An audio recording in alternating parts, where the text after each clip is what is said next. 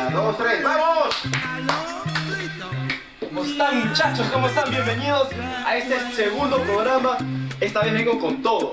Esta vez vengo a traicionar a mi madre, a mi tía, ¿no?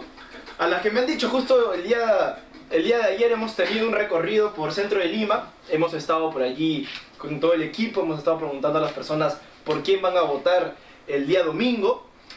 Y curioso, ¿no? En Prendo Live me dijeron, me llovió de todo, ¿eh? Pero me dijeron sobre todas las cosas, Fujirrata, Operador Naranja, ¿no? Me dijeron absolutamente de todo con respecto a Keiko Fujimori. Entonces el día de hoy vengo acá a negarles esa idea. Porque el día de hoy, y ustedes lo saben muy bien, yo no me caso con nadie. Yo no estoy con nadie. Yo soy Dios y el diablo al mismo tiempo. Soy el entremedio de todos. Y también del señor Roberto Sánchez y de Keiko Fujimori. Así que el día de hoy vengo a desbaratar a la señora Keiko Fujimori. El día de hoy vengo a nombrarles todas las incoherencias que tiene la señora Keiko Sofía Fujimori Gucci. Entonces vamos a empezar con ello. Pero vamos a empezar con algo un poco más interesante. El señor César Hildebrand. El señor César Hildebrand ha cambiado de opinión. El señor César Hildebrand anteriormente mencionó que iba a votar blanco viciado y ahora pues va a votar por el señor Roberto Sánchez. Y antes de empezar el motivo por el cual vamos a atacar también a Roberto Sánchez, me gustaría empezar con esto. Porque el motivo de Hildebrand para cambiar de decisión de blanco viciado a votar por Roberto Sánchez es porque Keiko es mala, ¿no? Es porque Keiko es mala y no debería tener más poder. Cosa que en nuestro primer programa nosotros ya hemos desbaratado, ¿no? Cómo sería la repartija del poder tanto en la Cámara de Diputados como en la Cámara de Senadores, ¿no? Hemos visto, y también el día de ayer hemos previsto que Roberto Sánchez ya formalizó la coalición de la izquierda entre Ahora Nación de López Chau y Obras de Ricardo Belmont. Entonces tenemos dos coaliciones dentro del Congreso, ¿no? Y una bancada independiente, que es la de Jorge Nieto, ¿no? Que es al que le hemos dedicado un buen programa, nuestro primer programa, así que vayan a verlo, vayan a ver ese primer programa donde hablamos, ¿no? Sobre el gran poderío que va a tener el señor Jorge Nieto en la Cámara de Diputados y en la Cámara de Senadores, en el Parlamento en general. Sin embargo, vamos a recordarles ello, y yo no soy nadie para criticar a César Hildebrand, pero algo que he mencionado el día de ayer es que hay que votar por razones y no por odios.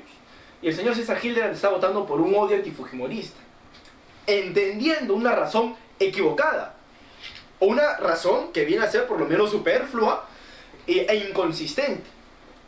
¿Por qué? Vayamos a las matemáticas, recordando pequeñamente a la Cámara de Diputados y la Cámara de Senadores. La coalición de izquierda tiene 56 votos en la Cámara de Diputados, al igual que la coalición de derecha entre Keiko y Porky.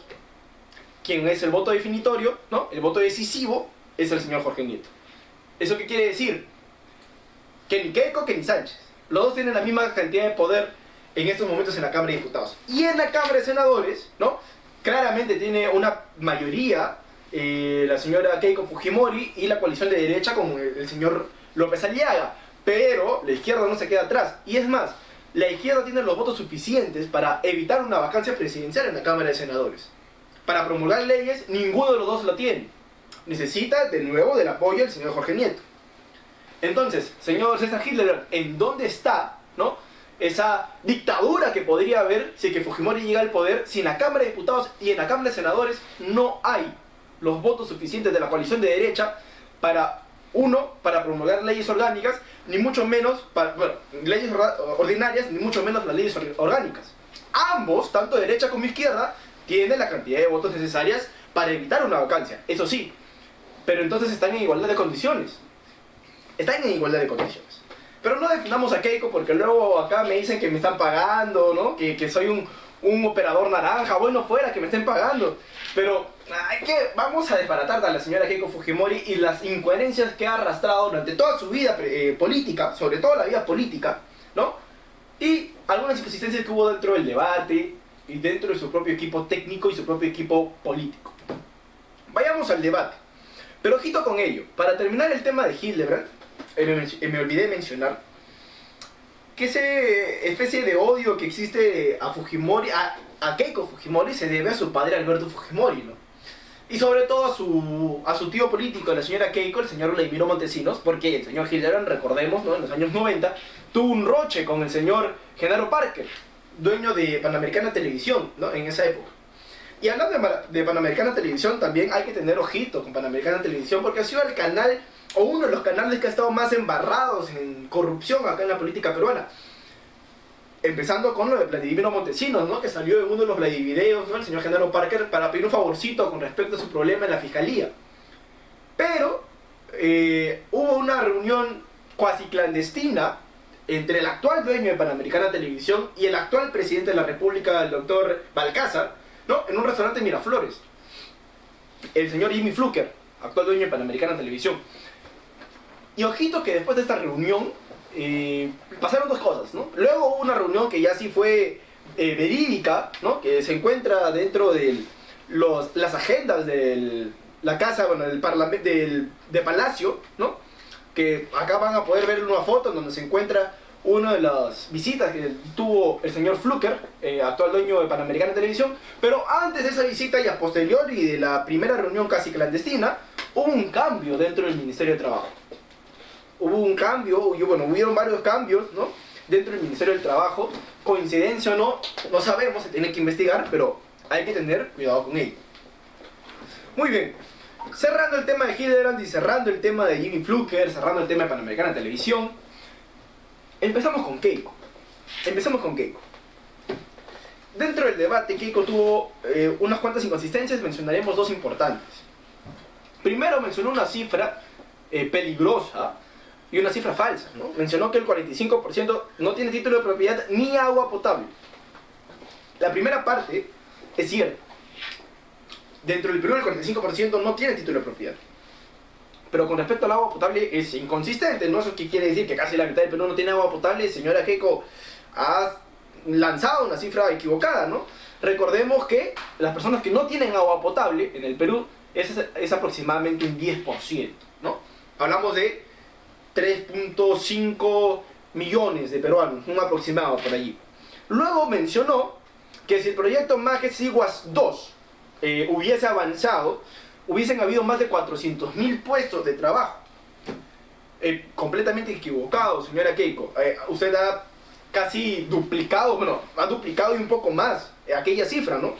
Porque si vemos la matemática con respecto al proyecto de Siguas 2, ¿no?, lo que hubiese habido es lo siguiente: 106.000 empleos directos, 80.000 empleos indirectos y oportunidades laborales de un aproximado de 8.000 empleos, ¿no?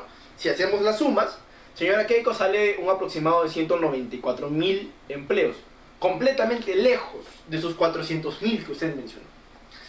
Pero vayamos a lo bueno, vayamos a lo interesante, vayamos a lo rico. Vayamos a las contradicciones que tiene la señora Keiko Fujimori. Empezando con la típica frase que siempre usan para atacar a Keiko: quien no quiere a su madre, no quiere a la patria. Entonces empecemos por ahí, señora Keiko Fujimori. ¿Qué pasó con esa ruptura familiar que nunca sanó? Nunca sanó la relación que tuvo usted con su madre, ¿no? La señora Susana Iguchi, que fue torturada dentro de la dictadura de Alberto Fujimori, y a sus ojos, y a su capricho. Y usted, lejos de mencionar algo, lejos de decir algo, lejos de denunciar aquello, ocupó su puesto como primera dama en el gobierno de Alberto Fujimori. Y ya este joven la llamaba el poder, le llamaba el dinero, señora Keiko. Pero no le bastó con una pelea con su madre, también tuvo una pelea con su hermano, a quien casi mete preso, señora Keiko. Y cosa curiosa, cosa muy curiosa, su hermano tal vez es el único, los Fujimori, que viene a ser querido, por lo menos por una amplia población actual, su hermano Kenji. Y a ese hermano Kenji sucede a quien casi mete preso, casi se come un par de años en cana por el capricho de su hermana. Y porque el único objetivo de Kenji fue el siguiente, fue sacar de prisión a su padre, ¿no? Obviamente aprovechando ciertos deslindes de Pedro Pablo Kuczynski y ciertas debilidades que tenía en el Congreso de la República. sacaron, ¿no?, el tema de los videos, ¿no?, de los mamani videos, ¿no? Y ahí se le disolvió una parte de la bancada de Fuerza Popular y se fueron con los llamados Avengers. No sé cómo está la relación de usted con su hermano. Lo veo un poco áspero, ¿no? No está tan peleado como con su madre, pero veo una relación áspera ahí con su hermano, señora Keiko.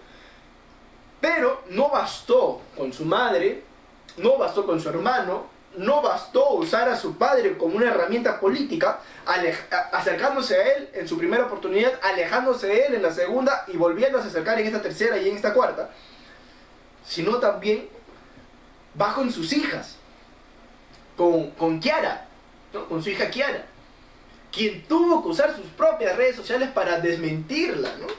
Que, ¿no?, usted mencionó, estaba en una entrevista, está en contra del aborto en caso de violaciones sexuales, y le preguntaron si su hija sufriera de esta terrible situación de una violación sexual, ¿usted haría que aborte o que no aborte? Mencionó que no aborte.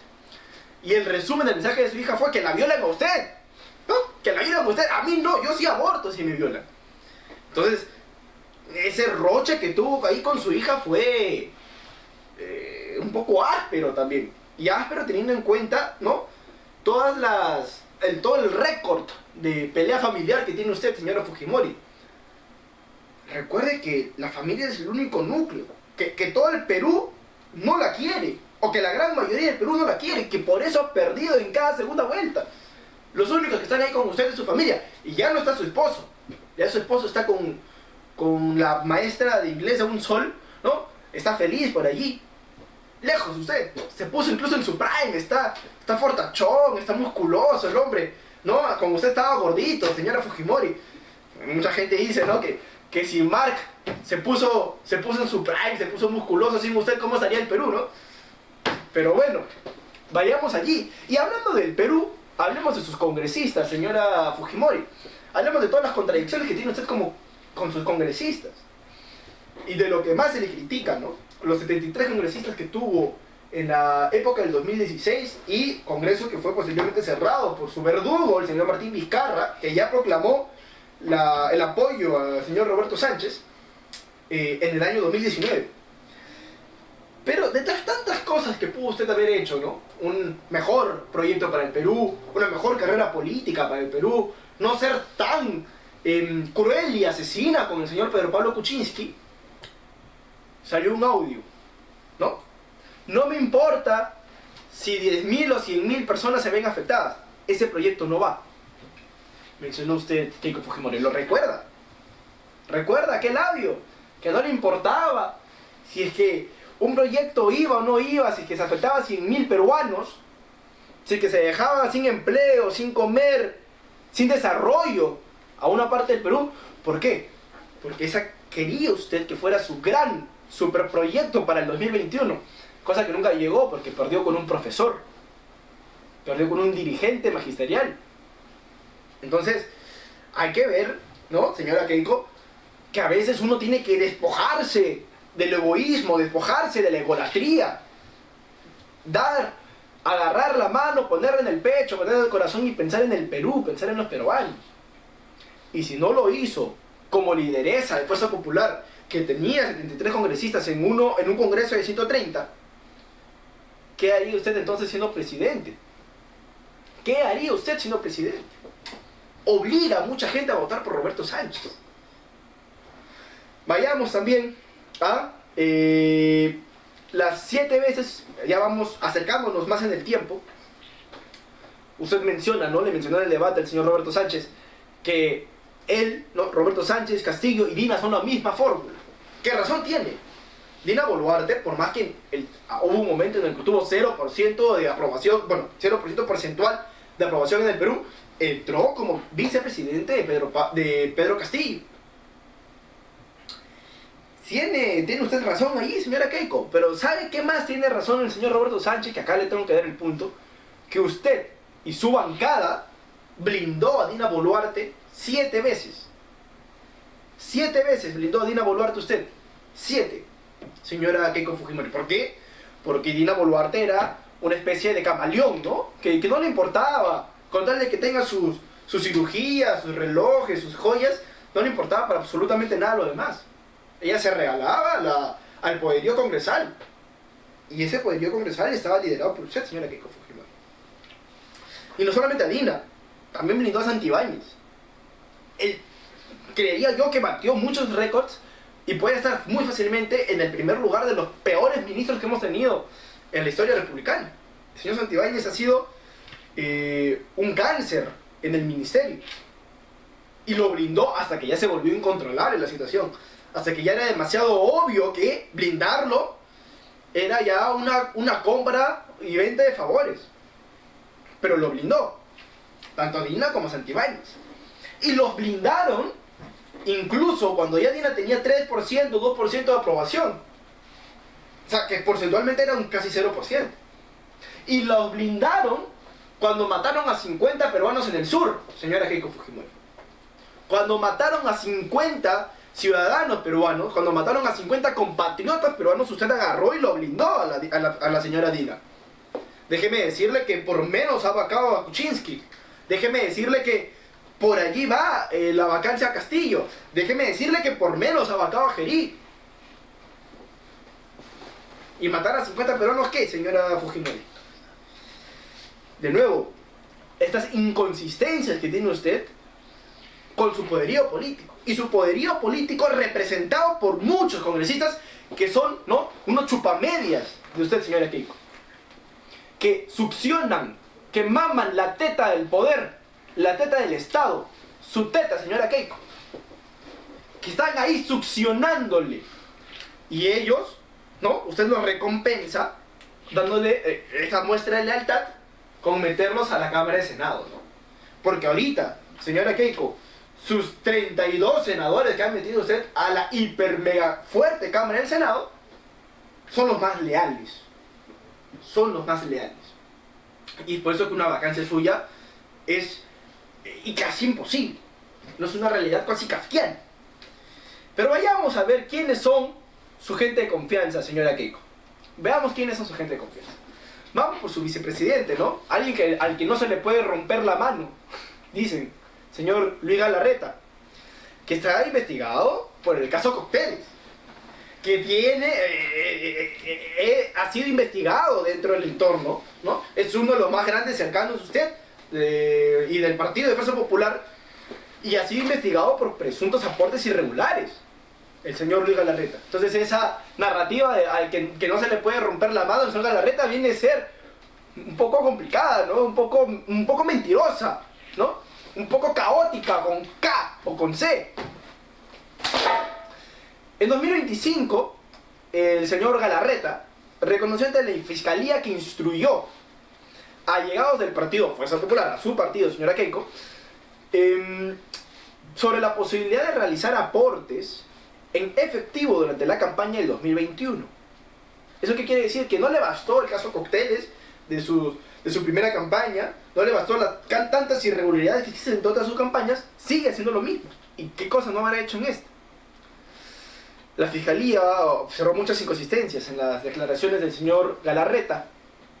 Y vamos a ver, ¿no?, cómo sigue aquello. Y el señor Galarreta, ahorita mismo, ustedes pensarán que está fuera de la política y que reapareció de la nada, ¿no? Anteriormente se le veía en el Congreso y ahorita estaba fuera del foco. Pero el señor Galarreta era presidente del Parlamento andino. Entró a las elecciones pasadas como parlamentario andino y ahorita, estuvo un tiempo como presidente del Parlamento andino.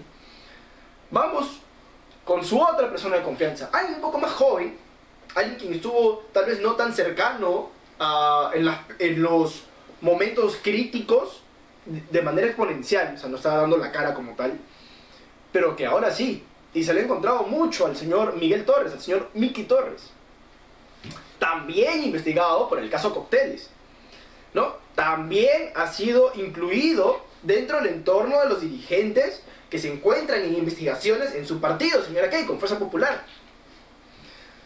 De nuevo, el señor Miguel Torres ha sido vocero durante la etapa de los casos Cócteles y las investigaciones que se le hacía el fiscal a su partido. Entonces, de nuevo, claro, usted le ha regalado la confianza, ¿no?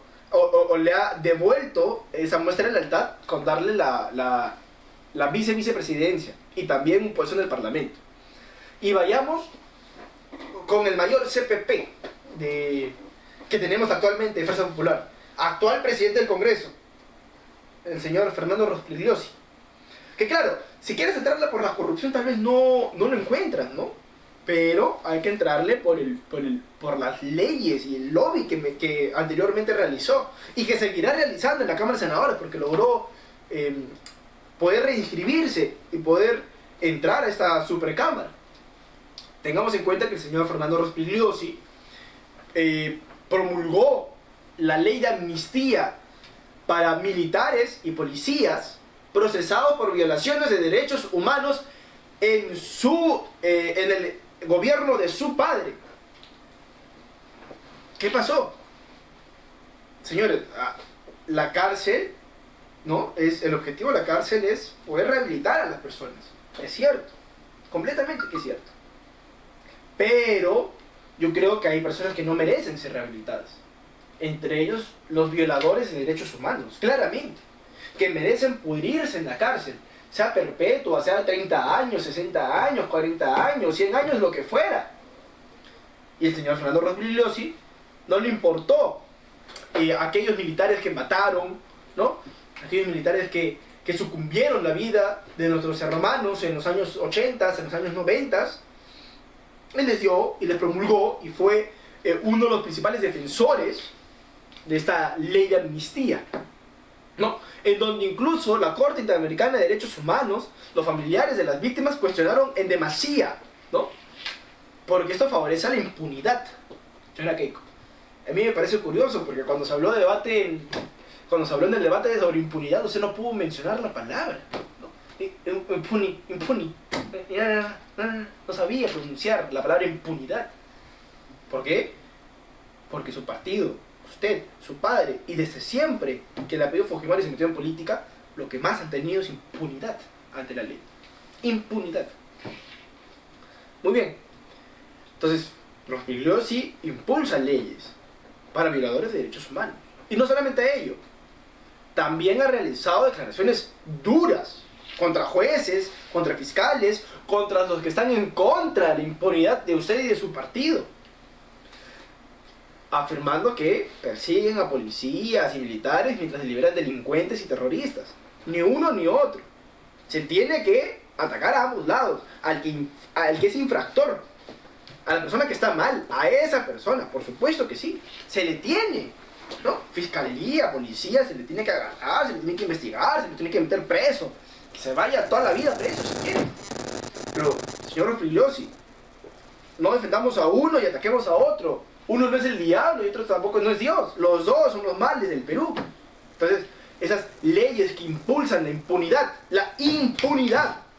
a violadores de derechos humanos, a asesinos de nuestros hermanos en los años 80 y 90, es claramente una ley que no tiene ni pies ni cabeza. Entonces, de nuevo, hay que ver ello. Vayamos también a alguien más joven, alguien que ha sido presentada en el debate como parte del equipo técnico, ¿no? Como parte, ¿no? que habló, que debatió en el sector, en la parte de educación y juventud, no, de juventud. Ha sido presentado técnicamente el señor Jan Ferrari, presidente de Universitario de Deportes, que también, ojito, tiene investigaciones en la fiscalía, que de eso hemos hablado anteriormente, pero estamos hablando ahora de Rosángela Barbarán, ¿no? La congresista que participó en el debate electoral, ¿no? En el debate sobre los técnicos, los equipos técnicos de cada partido. La señora Rosángela Barbarán también tiene leyes que impulsan el no desarrollo del país. El primero, hablamos de leyes pro crimen, ¿no? Las reformas al crimen organizado. Barbarán integró la mayoría congresal que respaldó modificaciones en el marco de las leyes de crimen organizado. Reformas que, claro, por supuesto, fueron criticadas por el Ministerio Público, que fueron criticadas incluso por el Colegio de Abogados de Lima, ¿no? Que fueron criticadas en demasía por distintos sectores del país, tanto jurídicos como intelectuales como populares. La señora Rosángela Barbarán perteneció a esta mayoría que aprobó este tipo de leyes, ¿no? Estas leyes que afectan al Estado civil. También aportó el tema de la extinción de dominio. Formó parte de de nuevo, la mayoría parlamentaria dio su voto a favor de aquella mayoría. Ella fue parte de la mayoría parlamentaria que respaldó cambios cuestionados por fiscales y especialistas. De nuevo, otra vez, mundo jurídico y mundo intelectual estando en contra de las leyes que está impulsando este Congreso, en el cual también pertenece la señora Rosa Barbarán, quienes advirtieron que esta ley, ¿no?, de extinción de dominio podría dificultar la recuperación de bienes de origen ilícito. O sea que yo tengo un bien de origen ilícito, lo tengo, pero ahora con esta nueva ley se le va a hacer complicado a la fiscalía y a la policía el poder adquirir este bien ilícito. Y ojo, nos vamos a alguien que comparte tanto la señora Rosángela Barbarán, por ende usted y su partido, señora Keiko Fujimori, y el señor Roberto Sánchez. El reinfo y la minería ilegal.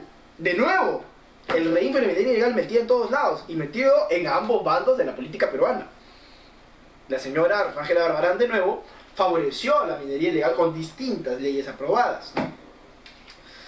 Y también tiene blindajes y acusaciones. O sea, todo el equipo político, técnico de la señora Keiko Fujimori está envuelta en corrupción o está envuelto en esas leyes que son de favorcito, que son de un compra y venta, que son un toma y dame.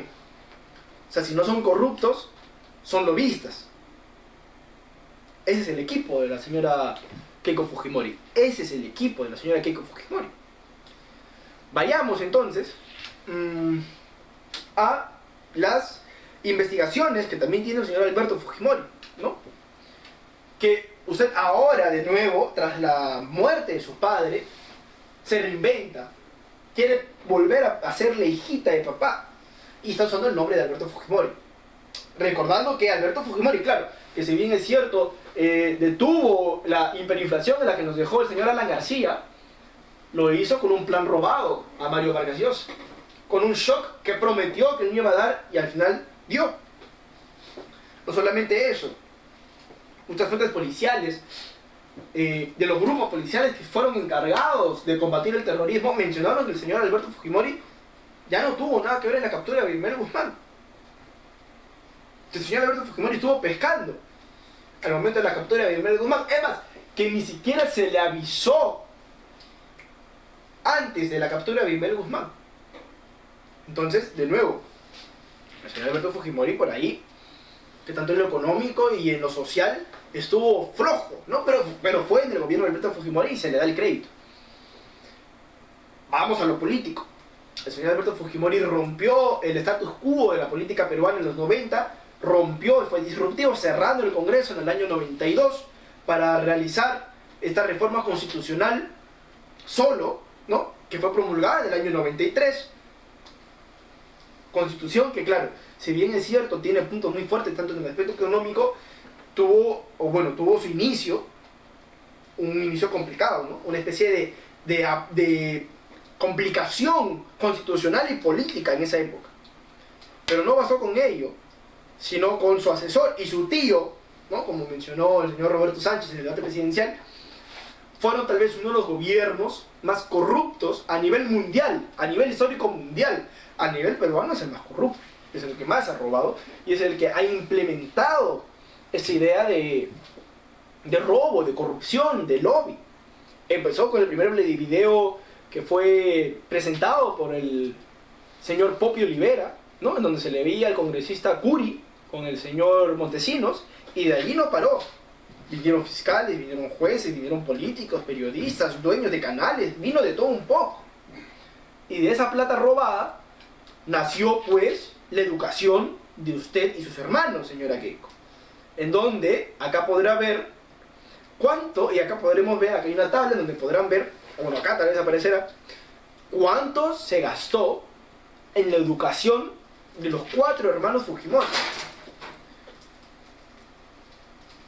Vaya, veamos aquello. Acá se cayó, aparte se está cayendo, ya vino la señora Keiko. Acá ya me empezó a meter miedo a la gente del canal, a mis productores acá ya están temblando. Señora Keiko, acá no hay problema, ¿no? Acá mi productor acá recibe pagos y a mí me calla. Pero vayamos porque no hemos recibido ningún pago, y acá no estamos con nadie. Acá no estamos con nadie, acá no nos casamos con nadie. Por lo menos mi productor por ahora todavía no se ha vendido. Entonces, demostremos y miremos cuáles son los gastos que ha tenido, o que hemos tenido nosotros, porque al final ha sido plata nuestra, ¿no? De los 4 hermanos Fujimori. Vayamos primero con Kenji Gerardo Fujimori, que estudió en la Universidad de Kansas, del 97 al 2000, 3 años. $60.000. $60.000. Y los costos de vivienda, ¿no? ¿Cuánto? Educación, viajes, alquileres, $101.150. Vayamos con Sachi Marcela Fujimori.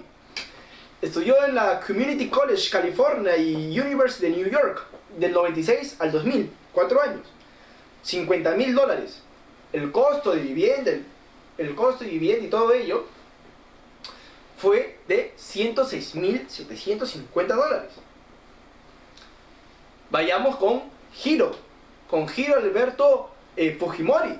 Estudió en el State University of New York, en el Boston University, del 94 al 98, 4 años. Se gastó $150.000. Y los costos de vivienda, alquileres, viajes, transporte, etc., $121.100.000. Y luego vino, hablaremos de usted y su educación, señora Keiko Fujimori, en el State University of New York y en el Boston University, del 93 al 97, 4 años, en el que se gastó $94.881.000. Costos de vivienda, alquileres, transporte, $124.600.000. Sumemos todo. ¿Cuánto gastó Kenji Fujimori en total? Costo, vivienda, alquileres, transporte, universidad, $161.150. Sachi Fujimori, $156.750.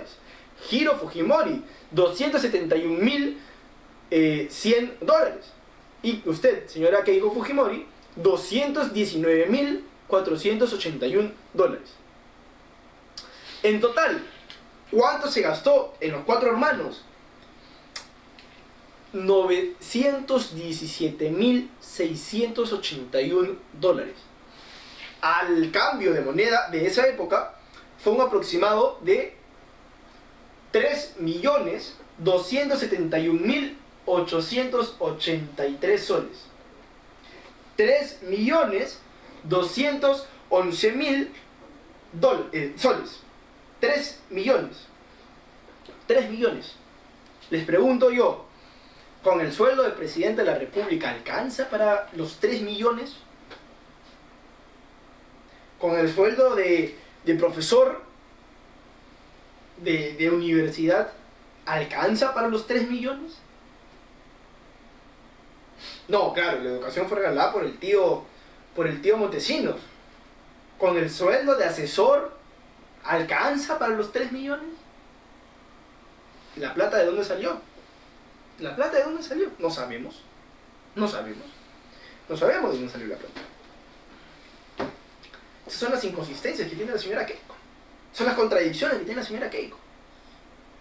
Hay más cosas de la señora Keiko. Hay mucho más. Pero eso es un poco de todo. Un poco de lo que tiene la señora Keiko, que claro, obliga a muchos peruanos a votar por el sanchismo, ¿no? Y como también obligó a votar por el castillismo, como también obligó a votar por el toledismo. Pero vayamos ya a algo más teórico. Vayamos a los planes de gobierno. He trabajado 5 propuestas suyas de su plan de gobierno que son insostenibles, que son demagógicos o que ya meramente son inconsistentes.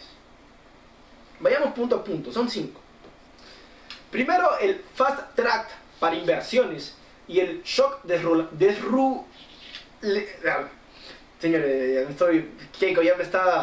el shock desregulatorio externo. Esta propuesta suya dentro de su plan de gobierno plantea reducir en 40% los tiempos de aprobación de proyectos, ¿no? Eliminar aproximadamente más de 500 procedimientos administrativos. Claro, usted dice, no, es que hay mucha hay mucha burocracia, ¿no? Vayamos. Su propuesta establece la eliminación, propone establecer mecanismos de fast track, así nomás, rapidito, un rapidín, de procesos administrativos, para proyectos estratégicos, ¿no? Ahora, ¿por qué esto es preocupante? Es bueno, sí, eliminar trámites y eliminar burocracia. Por supuesto que sí es bueno. Pero hay que saber cómo, qué, con qué y cuándo hacerlo. No simplemente como algo de proyectos estratégicos, ¿no? El plan pone énfasis en la aceleración de procesos, sí, y es bueno.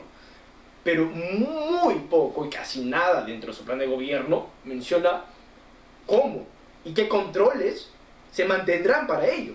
Porque no es fácil, no solamente hacer esto, agarrar un documento, sellarlo y pasarlo. Así no funciona, señora Keiko. Así no funciona. Entonces, cuando yo escucho términos como fast track, eliminación masiva de procedimientos administrativos, también si yo escucho plazos vinculantes obligatorios, yo me pregunto qué ocurrirá con las evaluaciones, por ejemplo, ambientales, con esos procesos administrativos que sí son importantes, los procesos de consulta, los controles técnicos, la fiscalización. No es solo agarrar un papel, sellar y votar, hay muchas más cosas. Entonces, el riesgo para esto es más conflictos sociales, más cuestionamientos ambientales, más riesgos de corrupción. Hay que tener cuidado. El segundo punto, la administración de cárceles de las Fuerzas Armadas. El plan que usted tiene, su plan de gobierno, propone construir nuevos establecimientos penitenciarios bajo administración temporal y exclusiva de las Fuerzas Armadas. ¿Por qué esto es preocupante? Sencillo. Porque las Fuerzas Armadas cumplen un rol estratégico, un rol cumplidor. No son porque sí y porque ya y porque no. Las Fuerzas Armadas tienen una función fundamental para el país, el cual es la función de defensa nacional, no la administración penitenciaria. O sea, alguien que tiene una pistola, solamente porque tiene una pistola, no tiene el conocimiento necesario para agarrar y administrar una cárcel. Hay muchas más cosas. Claro, que los militares reciben cursos, que los militares reciben todo ello, pero los militares no están para hacer un trabajo administrativo en una cárcel, ¿no? No están para administrar un centro penitenciario. Claro, sabemos que las cárceles funcionan mal. Sabemos que existen personas, ¿no?, que administran todavía el crimen organizado desde la cárcel. Pero el problema, ¿cuál es entonces? El problema es la INPE. Y lo que se tiene que reformar es la INPE. No agarrar a las Fuerzas Armadas y meterlas como administradores de centros penitenciarios. Por supuesto que no. Es agarrar y mejorar la INPE. Reformarla, rehabilitarla. A la INPE, a la que está encargada de la administración de los centros penitenciarios. Por ahí puedes agarrar propuestas de ciertos liberales como SPA, ¿no?, que de la privatización de las cámaras en los centros penitenciarios. Por ahí puede ser una ayuda del privado. Pero agarrar y que lo administre las Fuerzas Armadas es complicado, ¿no? Porque esto genera una normalización de la militarización de funciones que deberían permanecer bajo el control civil, bajo la administración civil, bajo el Estado civil, ¿no? O bajo privados que también son civiles. Y administrar cárceles no solamente administrar por administrar, necesitas conocimientos penitenciarios, psicológicos, sociales, alimenticios, de reinserción, de administración. No es agarrar por agarrar, señora Keiko. Eso por supuesto que es algo demagógico, populista, ¿no? Porque es fácil decir, no, que los militares tomen el control. Pero luego a la gente no le gusta cuando se normaliza la militarización y poco más aparece y se da un golpe de Estado y nos gobiernan los militares. No estoy diciendo que pasará eso porque las Fuerzas Armadas controlará los centros penitenciarios, por supuesto que no, pero es un riesgo. Y es algo que las Fuerzas Armadas no deberían hacer. Luego, tercer punto, los 3 millones de empleos prometidos que usted menciona en su plan de gobierno. El plan sostiene que su shock desregulatorio permitiría atraer entre 5.000 y 700.000 millones de dólares adicionales en inversiones anualmente, y que ello generaría, ¿no?, 500.000 empleos formales anuales, llegando a 3 millones durante su gobierno. 3 millones de empleo. Está bien, ¿no? Suena bonito. ¿A quién no le gustaría que 3 millones de peruanos más estén trabajando y sobre todo de manera formal? ¿Cuál es lo complicado de esto, señora Keiko? Lo complicado es que en su plan de gobierno, que el plan de gobierno no es solamente dar propuestas, no es propongo A, B, C. El plan de gobierno es una hoja de ruta. Es propongo A y el camino para llegar a A es tal, tal, tal, tal. Se hará tal, tal, tal, tal. Se mencionará tal, tal, tal, tal. Ese es un plan de gobierno. Como lo que hizo Milei en Argentina, ¿no? Pero usted no está haciendo eso. Y su plan de gobierno dice 3 millones de empleos. ¿Y sabe qué es lo que pasa? Que no hay estudios económicos, no hay modelos de proyección, no hay metodología de cálculos, no hay escenarios alternativos, no hay absolutamente nada. No hay absolutamente nada en su plan de gobierno. Simplemente dice, promesa bonita, 3 millones de empleos y se acabó. El cómo, el qué, el cuándo, el quién. Es una sorpresa, ¿no? Un huevo Kinder y viene de sorpresa. Pero su plan de gobierno no lo dice. Y eso es peligroso. Entonces, es una de las propuestas más demagógicas que tiene su plan de gobierno. Vayamos con el cuarto. La propuesta de la creación de la Secretaría Perú Joven. Su plan propone reemplazar el SENAJU por una nueva Secretaría Juvenil adscrita a la Presidencia de la República y con participación en el Consejo de Ministros. O sea que usted va a ir, ¿no?, a su desayuno presidencial, a su cena, a su almuerzo, su Consejo de Ministros, va a estar ahí con su chicharroncito, va a estar ahí con su tamalito, con su juguito, todos los ministros con sus documentos, y al costadito nomás una persona, ¿no?, que sea la representante de esta nueva secretaría. Lo que pasa es que esta es una propuesta que, a diferencia de la primera, sí genera un poco más de burocratización. Es un poco más burocrático, ¿no? ¿Qué hace una persona ahí en el Consejo de Ministros? ¿Qué hace una persona? Si hay un problema en los jóvenes con respecto a educación, está la ministra de Educación. Si hay un problema en los jóvenes con respecto a la educación, al deporte, está el ministro. Si hay un problema con respecto a la salud, está el ministro de Salud. ¿Qué hace una persona, no, representante de los jóvenes, de la Secretaría Juvenil, en el Consejo de Ministros?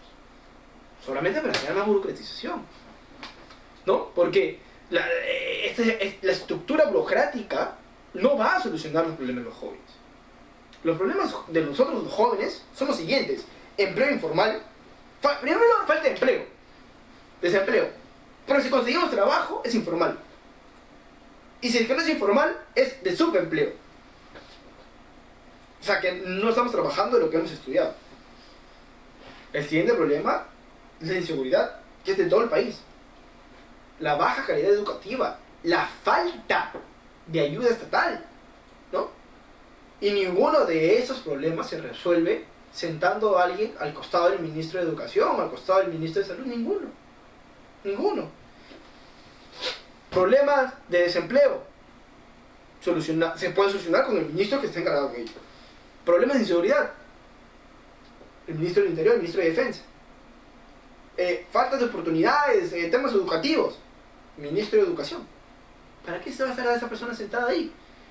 Con todo el proceso documentario que se necesita para aquello. ¿Para qué?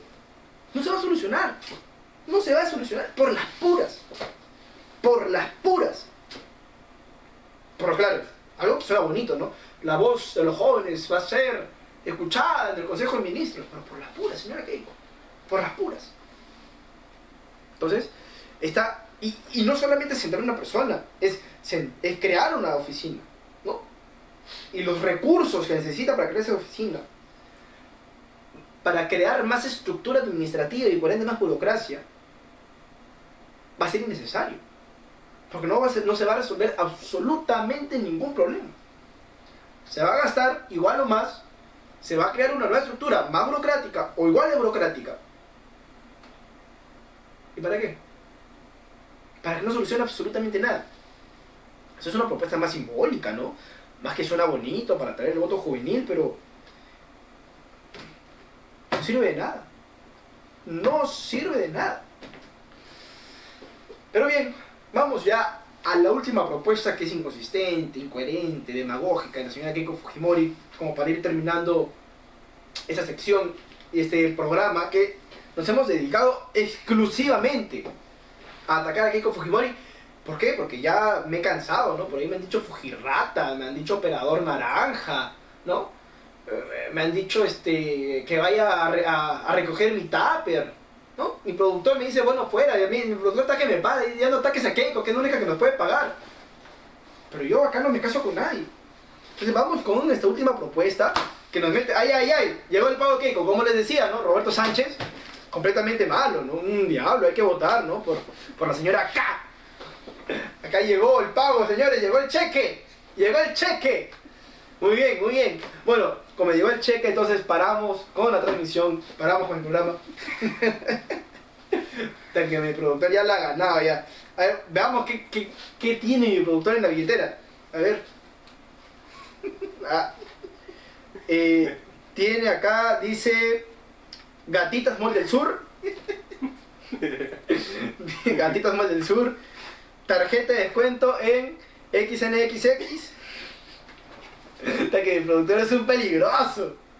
Mi productor es un peligroso. A ver qué más tiene por acá. Hasta que está vacío. Hasta que pide ayuda. Hasta que pide ayuda a la señora Marie, a la niña del canal. ¿Dónde es la niña del canal? Señora Marie, por favor, pague. Pague, que tengo hambre. ¡Tengo hambre! Quiero una carapulcra. Quiero un poquito en el abrazo, señora Marie. ¿Dónde está? Hasta que tengo hambre. Ojalá me esté escuchando, no sé si está por ahí, no sé si está acá en el canal, tal vez ya se fue al tercer piso, pero señora Marie, acá nuestros productores y yo tenemos hambre. Y no nos queremos vender a la señora Keiko Fujimori, y por eso vamos a mencionar el último problema, bueno, el último no, hemos escogido 5, deben haber muchos más, pero vamos a sintetizar esto, ¿no? El quinto de las promesas de la señora Keiko, la construcción de 1.25 millones de viviendas. Tengamos en cuenta que el problema de vivienda es uno de los mayores problemas que tenemos acá en el Perú. Viviendas en un estado deplorable, viviendas en un estado paupérrimo. Entonces la señora Keiko propone la construcción de 1.5 millones de viviendas. Ok, ¿por qué considero que esto es muy poco creíble? La magnitud de la cifra, señores, es gigantesca. Estamos hablando de aproximadamente 250.000 viviendas por año. 250.000 viviendas por año. ¿Qué quiere decir eso? Hagamos divisiones, sumas y restas. 20.000 viviendas por mes. O sea, casi 1.000 viviendas por día. Casi 1.000 viviendas por día. ¿Usted cree que la señora Keiko Fujimori podría hacer eso? O sea, un aproximado de 700 viviendas, acá me acaban de pasar el dato, 700 viviendas nuevas cada día, durante 5 años. 700 viviendas nuevas durante 5 años, por día. Acá se cae un puente que mide 2 centímetros hasta que nos demoramos como 5 años en volver a construirlo. Y promete 700 viviendas nuevas por día. Por favor, señora Keiko. Por favor, señora Keiko. Ni teniendo participación pública y privada al mismo tiempo, ¿eh? Es otra propuesta de las demagógicas que tiene su plan de gobierno. Y creería yo que es el más demagógico. Entonces, hagamos un resumen de lo que fue el programa del día de hoy. La señora Keiko, inconsistente en el debate, en algunas de sus propuestas. La señora Keiko con contradicciones, pasando desde la traición de su madre, a su padre, a su hermano y a su hija, teniendo en cuenta su tiranía congresal que tuvo en el 2016, que no hizo absolutamente nada, recordando el audio en el que dijo que no le importa si 10.000 o 100.000 personas se ven afectadas porque ese proyecto no va. Su disputa con su hermano, el que casi lo manda preso porque quiso sacar a su padre. También, ¿no?, hemos mencionado cada uno de los anticuchos que tiene su círculo más cercano: el señor Fernando Rospigliosi, ¿no?, la señora Rosángela Barbarán, el señor Miki Torres, ¿no?, el de la mano que no se puede romper, el señor se me olvidó el nombre de acá, el señor del señor de acá que tiene su garfito, ¿no? ¿Cómo es? El que tiene su garfio acá, el señor Luis Galarreta. Entonces, de nuevo, no solamente bastaba con las inconsistencias y las corrupciones que tiene su círculo más cercano, tiene sus investigaciones, ¿no?, por lo cual le han estado persiguiendo durante 10 años. Su esposo hizo huelga de hambre cuando usted estuvo presa. Se separaron, ¿no? Su padre, Alberto Fujimori, preso, violaciones a derechos humanos. Y, por supuesto, las inconsistencias y sus propuestas demagógicas de su plan de gobierno. Pero este fue un pequeño resumen en este humilde programa de la señora Keiko Fujimori. Para que vean que, en primer lugar, no nos casamos con nadie. Acá no estamos a favor ni de acá ni de acá. No estamos ni con el diablo ni con Dios. No estamos con nadie. Estamos a favor de la verdad, a favor de la democracia y a favor del voto informado. Pero nada más que eso. Entonces, para los que me dijeron fujirratas, para los que me dijeron fujimontesinistas, para los que me dijeron que soy su sobrino de Keiko Fujimori, señor, acá decimos la verdad tal y como son. Mi productor ya se ha vendido, pero acá a mí no me calla nadie. Mi productor ya se vendió, pero a mí no me calla nadie. Entonces, acá estamos, y para que vean que no solamente estoy criticando a Keiko y atacaré a Keiko, el día de mañana, que es el día sábado, el día de mañana sábado, se publicará un programa igual que este, pero dirigido al señor Roberto Sánchez. Y qué cosas que hay, ¿ah?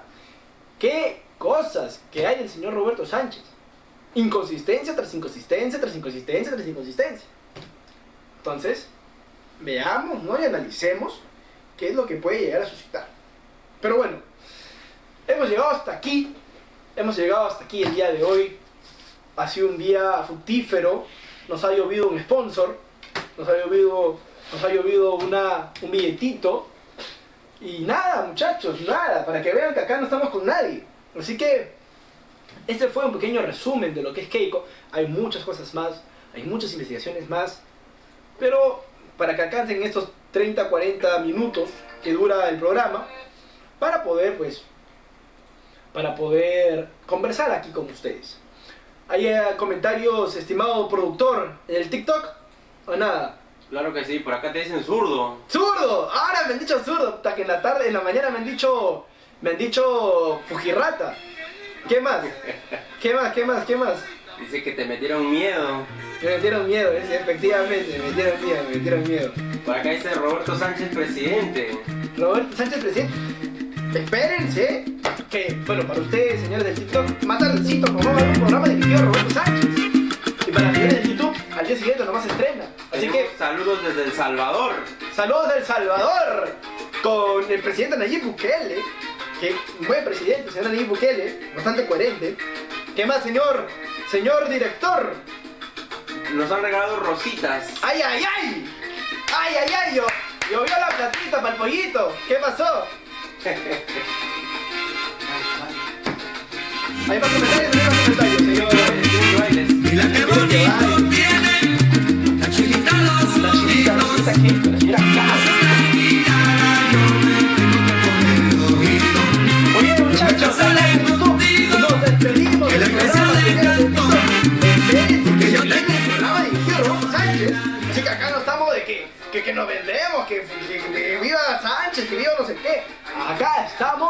contra todos y con todos y a favor de la verdad. Así que, señores de YouTube, muchas gracias por ver este programa de hoy. Señores de TikTok, espérense que en unos minutos volveremos a activarnos para el programa de Roberto Sánchez. Así que, nada, muchachos, nos vemos el día de mañana para ustedes, señores de YouTube, para que puedan ver el programa de Roberto Sánchez. Y el día domingo, 7 de junio, en las urnas, porque también estaremos en la cancha. El día domingo, 7 de junio, en las urnas. Así que escríbanos en los comentarios dónde quieren que estemos, en qué parte de Lima quieren que estemos, para poder entrevistarnos y poder visualizar cómo va la cancha aquí en las elecciones. Así que nada, gracias por este segundo programa y sean bienvenidos a este canal que solamente dice la verdad. Ay, ay, mi productor ya está. Aquí vienen las tengo sed. ¿Dónde está la jefa? ¡María, tengo sed! Así que nada, muchachos, nos vemos. Muchas gracias. Y en la chinita.